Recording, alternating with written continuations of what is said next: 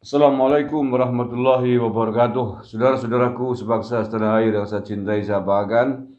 Penolakan terhadap Anies Baswedan berlangsung di sejumlah wilayah, yakni penolakan atas kunjungan Anies Baswedan beserta rombongan yang diberi label sebagai kegiatan safari politik.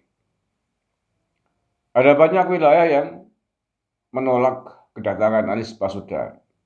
Ya, tentu saja tidak semua orang, tidak semua masyarakat di wilayah tersebut menolak, tapi sebagian menolak karena mengkhawatirkan terjadinya perpecahan, mengkhawatirkan terganggunya stabilitas atau kerukunan hidup berbangsa dan bernegara atas rencana kunjungannya Anies. Dari mulai Ciamis, Aceh, Makassar, terakhir dari Papua juga saya melihat videonya. Sebagian masyarakat Papua menolak kedatangan Anies ke sana karena dikhawatirkan akan mengganggu kenyamanan kehidupan bersama di sana. Kita simak dulu nih pernyataan sikap dari warga Papua.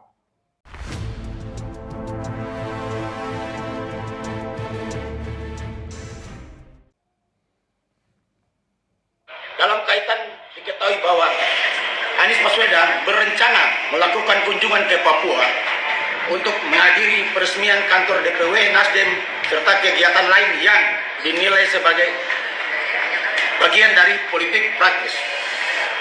Mencermati hal itu, kami masyarakat Tabis RRI menolak kedatangan Anies Baswedan yang dikhawatirkan akan membawa permainan politik identitas ke Papua. Kami juga menolak dijadikannya komoditi politik praktis yang dapat mengganggu stabilitas Kamtipmas di Papua.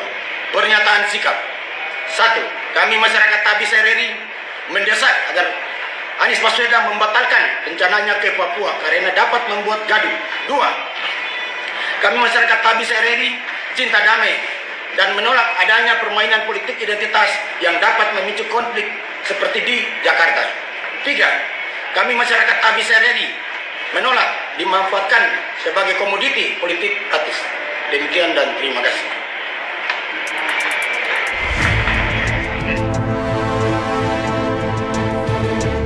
Oke ya, demikian tadi pernyataan sikap penolakan warga masyarakat adat Tabis RRI Papua atas rencana kunjungan safari politik Anies Baswedan ke sana. Saya bisa mengerti penolakan-penolakan yang dilakukan oleh kelompok masyarakat dari berbagai wilayah ini. Yang pertama, seperti yang sudah pernah saya sampaikan, Anies Baswedan itu hari ini itu sangat belum jelas statusnya sebagai calon presiden. Apakah akan betul-betul menjadi calon presiden atau tidak? Mengapa belum jelas? Bukan saja saat ini belum saatnya kampanye, belum saatnya pendaftaran calon, belum dibuka pendaftaran calon resmi presiden oleh KPU, dan belum ada calon yang ditetapkan oleh KPU.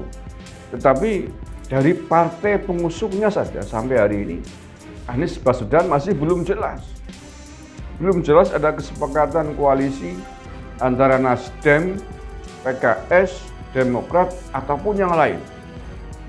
Baru satu partai, yakni Nasdem, yang mengatakan, menegaskan akan mencalonkan Anies sebagai calon presiden. Akan tetapi kita harus ingat bahwa Nasdem tidak memenuhi syarat kalau hanya sendirian untuk mengusung Anies sebagai capres, karena tidak cukup kuotanya, harus berkoalisi dengan partai yang lain. Nah, sekali lagi sampai hari ini belum ada partai yang menyatakan yes koalisi dengan Anies Baswedan untuk mengusung pasangan capres-cawapres. Itu dia. Jadi sangat abu-abu, masih belum jelas apakah Anies akan betul-betul menjadi calon presiden atau tidak nanti. Bukan tidak mungkin dan bukan hal yang mustahil bahwa Anies akan gagal menjadi calon presiden. Lepas apa itu sebabnya? Mungkin persoalan hukum, mungkin persoalan tidak ada partai yang mau ngusung.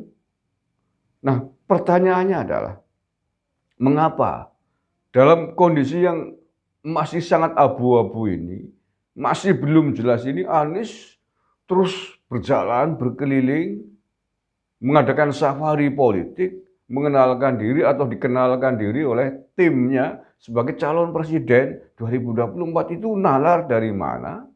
Rasa pede atau percaya diri dari mana itu?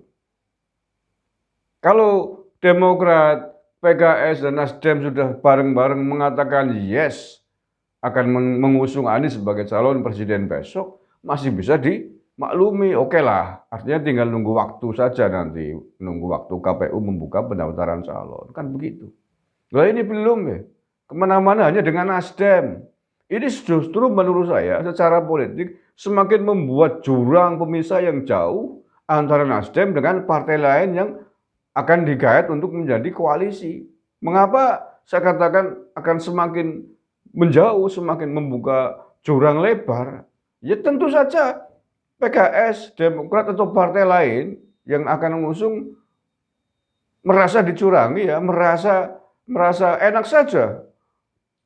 Kalian sudah muter-muter melakukan konsolidasi partai politik dengan Anies sendirian, sementara kami nggak ikut. Kenapa safari politik tidak nunggu koalisi dulu, kan begitu. Sehingga kemudian ada keuntungan politik bersama, kan begitu. Nah itu ya. Yang kedua, ini saya sepakat dengan warga masyarakat Papua yang tadi menolak. Memang dalam kondisi yang abu-abu ini, belum jelas ini, potensi friksi itu menjadi sangat besar. Potensi friksi menjadi sangat besar terjadi di wilayah yang dikunjungi Anies. Satu, yang kedua friksi ketika besok Anies tidak bisa nyalon. Karena mungkin tidak memenuhi syarat partainya atau hal lain, mungkin hukum dan lain sebagainya. Ini simpul-simpul yang telah dibikin di daerah-daerah yang dikunjungi bisa kemudian menjadi komoditas politik tertentu yang sangat tidak produktif dan sebaliknya menjadi sangat destruktif. Ketika kemudian dikemas, di-framing, diperalat oleh kekuatan politik di belakang Anies dengan framing, dengan judul Anies dicurangi, Anies dicurangi, negara ini zalim dan lain sebagainya atas kegagalan Anies, kan begitu. Saya curiga jangan-jangan itu arahnya gitu. Jadi menggalang massa nanti ketika Anies tiba-tiba tidak bisa nyalon dengan berbagai alasan sebab kemudian ini kelompok-kelompok yang sudah dibikin kemudian melakukan unjuk rasa, demo besar-besaran misalkan begitu, mengatakan ini pemilihan curang dan lain sebagainya. Maka saya sepakat, sekali lagi untuk masyarakat Papua dan yang lain saya sepakat, penolakan ini. Kalau hanya sekedar kunjungan biasa, tanpa ada penggalangan politik, ada bahasa-bahasa capres, ya silakanlah.